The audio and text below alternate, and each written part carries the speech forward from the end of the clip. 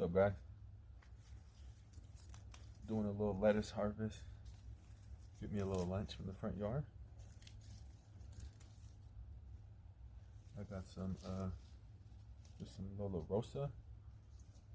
I got some Caesar right here. This is some black seeded Simpson, probably my favorite. This is like a Merlot one right here. I got this from Baker Creek. It's like a free one. Cilantro, I'm gonna throw some cilantro in there.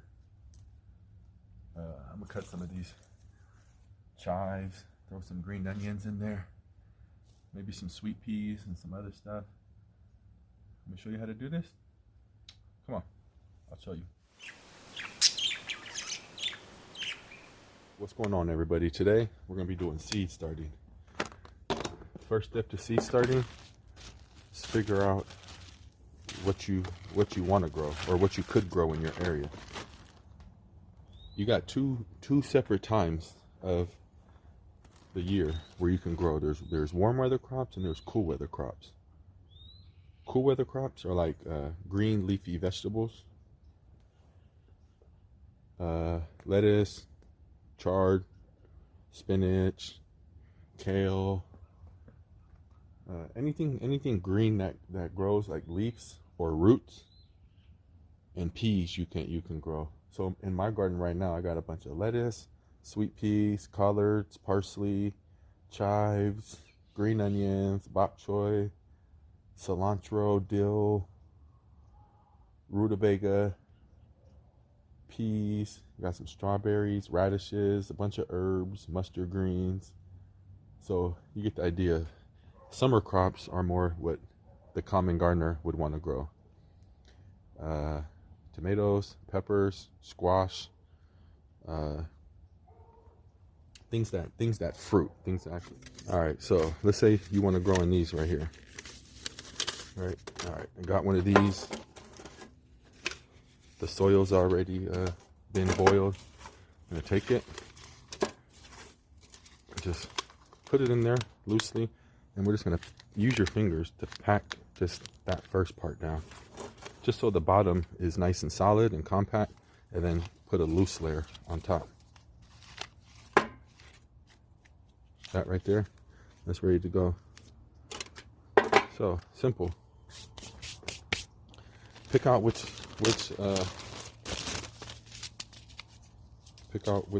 seeds you want to grow. We're gonna do, so we got some Caesar, some black seeded Simpson. I'll use some of these seeds right here, just because I've been having them for a while. Just want to use these. So if you're gonna do head lettuce, which I do a couple heads, like if you want a lettuce to grow to a full head, then you would just put like 2 seeds in each cell, and then whichever one's stronger, whichever one looks better, you'll cut the other one out, so it's just 1 seed in each cell. Lettuce seeds are very small. Rule of thumb is, the smaller the seed, the less you have to bury it.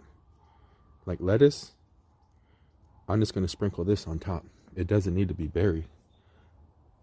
So I'll show you real quick. These are small seeds, so it's going to be hard to see, but I'm just putting like maybe 5 seeds on top of each cell. You don't have to, you could put more, you could put less. So just putting a couple seeds, maybe 5 seeds in each little cell. Put the rest back in the bag. All right, and that's it. I'm just gonna press it down a little bit, just so it's making contact with the soil.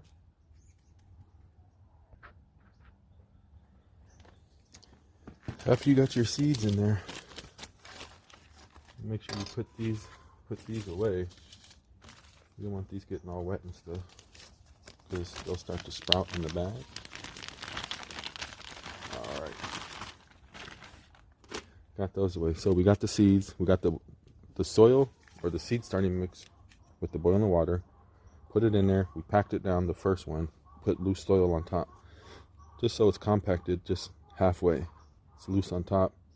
the small seed could grow through. Sprinkled 5, 6 seeds on top of each one.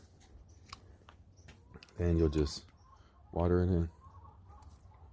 You just be gentle with it. You're gonna keep these wet until they sprout. These take a few days. So if it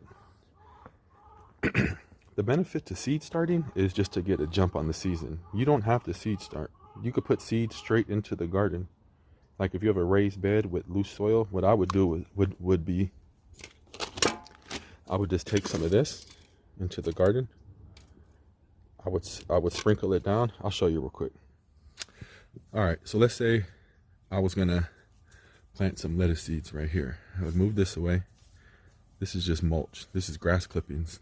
Just like covers the soil so it stays moist longer and the sun's just not beating on this, so it's nice, good, loose soil.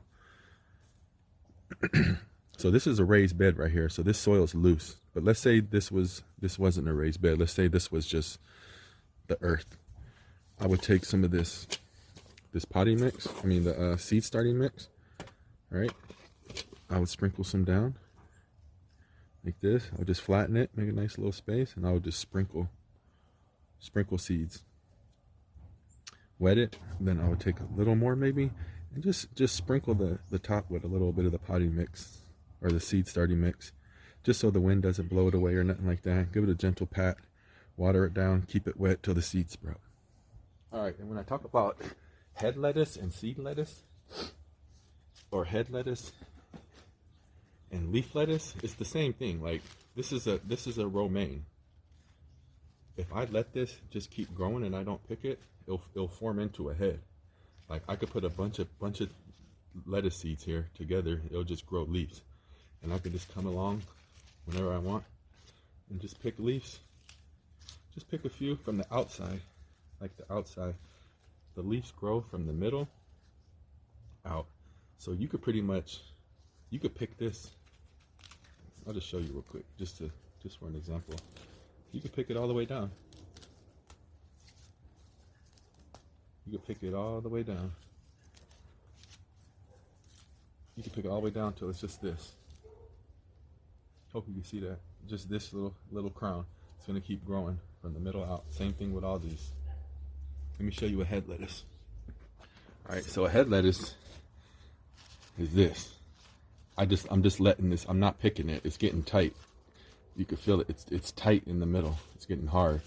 So the benefits to the leaf lettuce is you get it faster, and it's less like you can just sprinkle it. You don't have to space it out or anything like that. This is just one seed. Leaf lettuce, you would just sprinkle it out like over here. You can grow close together, and you can just thin it out. I do both. I mainly do leaf lettuce. I'll do a couple heads just because I like the way it looks. Give it away or something like that. It's pretty cool to have. But most of the time, I'll probably say 90% of the time, I'm doing leaf lettuce. Now, you don't have to do seed start. Some people feel intimidated by seed starting. You could go into Home Depot, nursery, and just grab you some plants. I don't like doing that. It gets kind of expensive when you got a lot of plants going on, but there's nothing wrong with that. So let me explain the reason why you seed start. So like I said, so it's March. It's March 2nd right now. I could put tomatoes in the ground in about 2 weeks. So let's say 2 weeks pass up. I could put tomatoes in. So I'm like, okay, I'm gonna put a seed in the ground. It might take a month and a half, 2 months before. This is a terracotta tomato before it gets this big. So this is a transplant. That's what the stores are doing. They're giving you plants that have been grown indoors to get a jump on the season, to get a head start, so you're not waiting around. You can get the most out of your growing season. So I was growing these maybe 5-6 weeks. So in 10 days, I got 6 weeks plus the 10 days I'm waiting. So you're looking at what, seven weeks of a head start, almost 2 months. So in 10 days, I could just pull something out of the garden, take this out, and put it right in and have a head start. So that's the only reason. Peppers, I would only start indoors. You can get a cheap little grow light on Amazon, $15. But like I said, there's nothing wrong with just going to the nursery. Like, especially if you're just starting, maybe you want to do that. You're not going to have 100 different plants like me. So the lettuce we just planted. The seeds go in, the water, everything. Maybe in a few days. This is a gem lettuce, little gem lettuce. There's two seeds in there. In a little bit, I'll probably wait another week just till I see that one of them is stronger than the other, and then cut it out so it's just one. That's if I'm doing head lettuce. If I'm growing to a head, these are like baby heads, so they mature faster. So I'm gonna let those go to head. These ones we just did, I'm gonna keep those as leaf lettuce. I'm not gonna thin those out. Just keep them in a bunch, a little cluster. This is another lettuce. I love salads. Same thing. So the reason why I start indoors is, one, to get a head start. Two, because if I put seeds in the ground, I got a lot of squirrels in my area. Squirrels tend to kind of find those, and birds might eat them. I do in the front yard. I do sprinkle seeds around. It's less common the squirrels and the birds would eat them in the front, but in the back, I don't seed nothing. Another good thing about seed starting is, or having a transplant. This is called a transplant. These are called seedlings, just so you know. So you put the seeds in, these sprout, these are seedlings. Once they get mature enough to go outside, this is called a transplant. So the good thing about transplant is you know what you're gonna get. You're gonna put it in the ground. This is a tomato. I'm putting it in the ground. I know this tomato is growing right here. With lettuce, you kind of, or like with seeds, you might sprinkle seeds around, forget where the seeds are. Other things get planted in there. Seeds get blown away. Some don't germinate, and it's just kind of erratic. Like, there's nothing wrong with that. You'll still get fruits, vegetables, but I like to know exactly what's going where. So let's talk about transplant. This is a transplant. So when you go to Home Depot or a nursery, you don't want your transplant already having fruit on it, fruit and flowers. Most people think that. Most people go to Home Depot or something and be like, oh, I'm going to buy this transplant right here. This tomato plant already got tomatoes on it. I'll be ahead of the game. I'll get fruit faster. You might get a couple. You want to take everything off. Pick off all the flowers. You see a fruit going, take it off. Or don't buy it. Then when you're at the nursery, take it out. Look at the roots. You see these roots? You want these roots to be white. You don't want it to be all swollen on the bottom, like it's been in the pot too long, it's stressed out, it's root bound, everything like that. They're not going to care if you're at the nursery and you take it out. You're buying it, you want to make sure it's right. So another quick thing you guys want to consider after you got your seeds going is where you're going to put the transplants after you're done growing them. You can grow smaller things in pots like this. Something like a tomato, it needs a big pot. Like, I wouldn't put this in no like, the smallest I would go is like a 5-gallon bucket. That's like the smallest size pot. What happened, Sophie? Huh? Smaller things